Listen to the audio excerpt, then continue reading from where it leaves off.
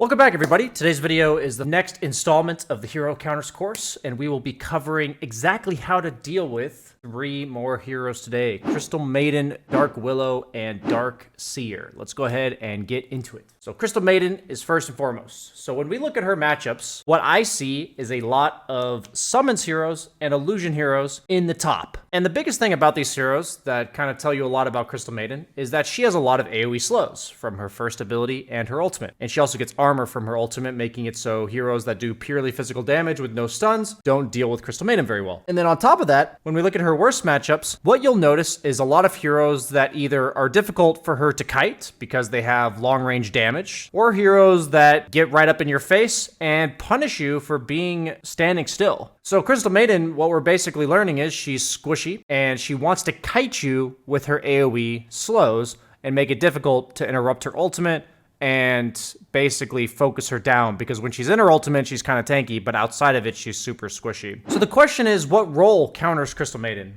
What we're really seeing here is mids, off lanes, and supports. She's generally good against most carries because her job is to kite you. So heroes that prevent her from kiting them are the go-to for dealing with Crystal Maiden. How the hero plays the map. Crystal Maiden can be predominantly a ganker that levels her Frostbite all the way to max by level 7, and she's looking to root these pesky spirit heroes. Or she can be more of like a tower defending wave clearer when the opponent lacks the ability to get on top of her. So basically, in a good Crystal Maiden game, you're generally looking to max her Q, in which case she's going to be defending towers and prioritizing lane shove and getting a lot of farm and scaling. Or in other games where she's not necessarily so survivable, she wants to play around her teammates and look to max her Frostbite. So when it comes in mind of dealing with Crystal Maiden, don't give her this good game, because this hero does scale really hard with items. So how the hero plays fights. Crystal Maiden has 2 ways that she plays fights. She goes in with Shard, BKB, Boots of Bearing, and her ultimate, and she just wreaks havoc in the middle of the fight as this like frontlining support with a BKB and an extra armor from her ultimate. Or the opponent has the ability to just burst her down. She's looking to be more of a kiting hero,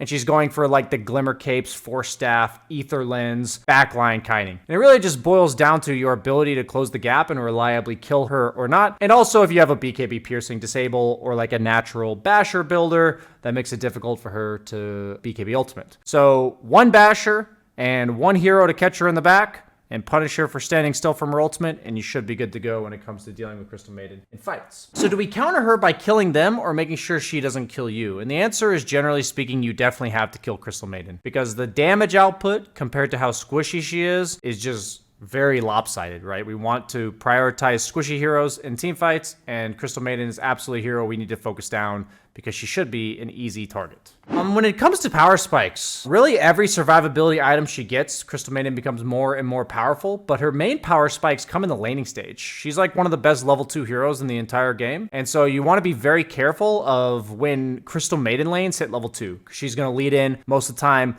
with her Frost Nova, slow you down, and then lock you down with Frostbite. And those 2 spells combined are insane amounts of control, slows, and damage for any hero at level 2 in the game. So we do have to pay attention for like the BKB timing from Crystal Maiden later on in team fights, but really just that level 2 timing is the #1 thing to look out for. So when we talk about scaling into the late game as Crystal Maiden, it really just boils down to having that one guy that jumps her and whether or not you can. If she's able to kite you in the back and buy Ether Lens, Glimmer Cape, Force Staff, and sit back there, she scales like an absolute mother, because that Frost Nova, that AoE damage, movement speed slow, attack speed slow, is like an AoE Scotty, and that doesn't have that effect. So it's like insane amounts of control as well as effectiveness, as long as she's able to spam her low cooldown spells. And it really boils down to that Crystal Maiden protects herself with her own spells, and that if you can get on top of her and you have a BKB, she'll just simply die. Next, we are going to be looking at Dark Seer. So when we look at his best and worst matchups, we're going to see something similar. So his best matchups are all heroes with powerful illusions and TA. And the reason why TA is because of refraction. Ion Shell does like 10 instances of damage per second, so it instantly breaks refraction. So what we're really seeing about Dark Seer is that the way he scales is that he creates an illusion of the opponent hero with his wall. And another thing to note about a lot of these heroes is that they have difficulty dealing damage before the Ion Shell kills them. So if you think of a hero like PL Naga and like Terrorblade in the laning phase, the issue these heroes have is that they die faster to the Ion Shell than they kill the person Ion Shelled, which means that they are forced to be defensive the entire time. If you look at his worst matchups, it's a lot of summons heroes that can kill the creep very easily, and heroes with crappy illusions. Like if you're creating an illusion of Clinks, Ursa, Bloodseeker, like none of these heroes, like Fury Swipes doesn't benefit. Clinks' illusions don't get his ultimate. Bloodseeker illusions don't get his Thirst passive and his Blood Rage buff. So all the heroes whose buffs go on to illusions are generally going to be very weak against Darkseer, and heroes that don't rely on illusions at all or can like kill the creep that is Ion Shelled. So another thing to note is that Darkseer's Ion Shell is purgeable. So Enchantress as well as Oracle can dispel the Ion Shell off of the creep, and oftentimes Chen can take a purge creep and purge it off as well. So because Ion Shell is dispellable and Surge is dispellable, this mechanic is really important to note that heroes that either naturally buy like Yule Scepter or Dispels are generally much more powerful against Darkseer. And as you can see, his matchups are pretty heavily favored one way or the other. Like if we go back to Crystal Maiden, her percentages are like less than 2% on all of her worst matchups. She has 2 matchups that are above 3%, and that's it. But when we go to Darkseer, we're looking at an 8% advantage over TB, and we're looking at a 5% disadvantage against some of these other heroes. So Darkseer, what that tells you is he's a very situational pick, in that if you see him on the opponent team, it is incredibly important that you value counter picking him. Because if you don't, if you just say, I'm going to pick an illusion hero anyways, you're going to be in for a bad time because his top 10 best matchups are all over 3% advantage for Darkseer. In general, what role counters the hero? It's either the supports or the carry. I would say largely it's the supports that shut him down in lane, or it's the carry that shuts him down in lane. And so a lot of this is whether or not Darkseer sees his carry pick against, like if Darkseer is really just like a 10th pick in pubs. And if you are a carry, prioritizing shutting him down in lane and counterpicking him is absolutely essential. So how this hero plays the map is he generally will Ion Shell creep waves and play off the map. He's going to want to Ion Shell the creep wave and like connect to his team or use his Ion Shell to jungle afterwards. So really understanding that quickly killing a single creep with Ion Shell on it, and then also being able to long range reach and find the Darkseer are very important. And you also want to be a hero that naturally buys BKB, because that wall Ion Shell vacuum control is absolutely nutty if you can't get out of it. So it's either BKB or like natural mobility to simply move out of the wall. How this hero plays fights. So Darkseer is predominantly a counter initiator or a follow-up hero. So he's like Shaker in the sense that you'd always need to be wary that he's in the game if you're looking to focus other targets. And the only time he becomes a primary initiator is when he gets his Ag Scepter, where he's looking to punch somebody. And that's really only effective if the illusion is powerful. So yes, he'll probably buy Ags in a lot of games, but then it's simply just a short duration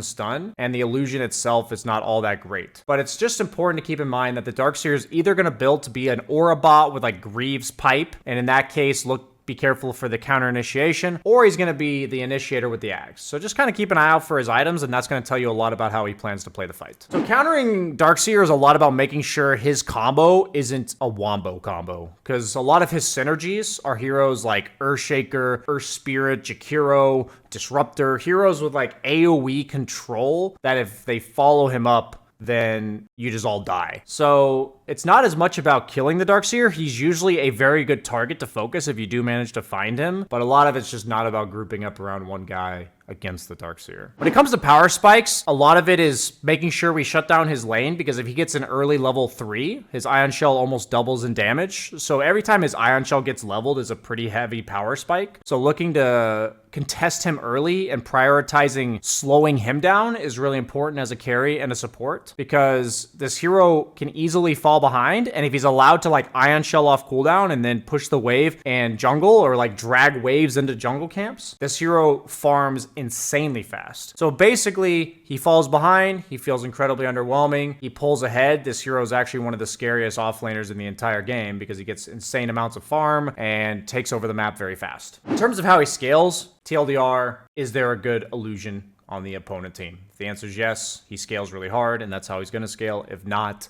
then he's usually just his items in a team fight. Moving on to our last hero of the video is going to be Dark Willow. So Dark Willow is predominantly a support. There have been patches where she's played as a core, but for the sake of this video, we're going to assume that she's a support. So what is so scary about Dark Willow is heroes that want to target you. Heroes that are like kiteable if you just don't let them target you, because her Shadow Realm is her main source of survivability. And if she's able to like kite out an initial spell like Razor Link, Troll Ulti, you know, you're seeing this type of stuff like DK Stun can't target her. But what she really likes is these heroes that are going to present themselves, because she has a ton of control that's not necessarily reliable. She usually has to be a follow-up or a counter initiator because she's not going to set up herself. So a lot of this, I don't even think you learn a lot about the best versus and worst versus. What you are seeing for the worst versus section is that she sucks against summons and illusion heroes. And she also just sucks against heroes that can kill her through her Shadow Realm anyways, like Axe forces her out of her Shadow Realm. Puck, like all of Puck's nukes just hit the ground, so Puck doesn't even have to see you in the Shadow Realm. She'll just kill you anyways. And then heroes like Spectre that Willow will kill herself on while killing her. So Willow is a glass cannon, does a ton of damage, and really is fragile, where she basically has like a built-in Ghost Scepter. And what I mean by that is she has an ability that buys her a few seconds. And it's not necessarily just against physical attacks, it's just against being targeted in general. So think of her as a Ghost Scepter that prevents you from being targeted. It's just this idea of stalling out the fight. And that's how Dark Willow works. So heroes that don't mind forcing out that Shadow Realm, waiting a few seconds, and then going on her again are absolutely the best heroes. And a lot of that comes down to these illusion heroes that poke you down, or these long-range nukers that like force you to use your spell to defend yourself, and then suddenly you're going to be exposed afterwards. The hard committal heroes are the ones that are going to struggle immensely against Dark Willow, not only because she's hard to focus down like that, but she also makes it so you can't really focus her teammates because of her terrorize to counter initiation. So what role counters her? Really, I don't think there's a specific role that counters Dark Willow. It's just a matter of whether or not you can force out the Shadow Realm, really. How the hero plays the map, she wants to play with a +1. She doesn't have any wave clear, no flash farming capabilities, so she's gonna want to play around like a stunning setup, unless she gets like a Yules or something, where that person stuns and then she follows up because she has a ton of damage and a ton of roots and control. So keep an eye out for the hero on the enemy team that enables the Dark Willow to lock you down. That's what's going to make Dark Willow a threat. Individually, not that scary. With a +1 that stuns you, Dark Willow will usually kill you. How the hero plays fights. The majority of times, Dark Willow is a backlining counter initiation, looking for the opportune moment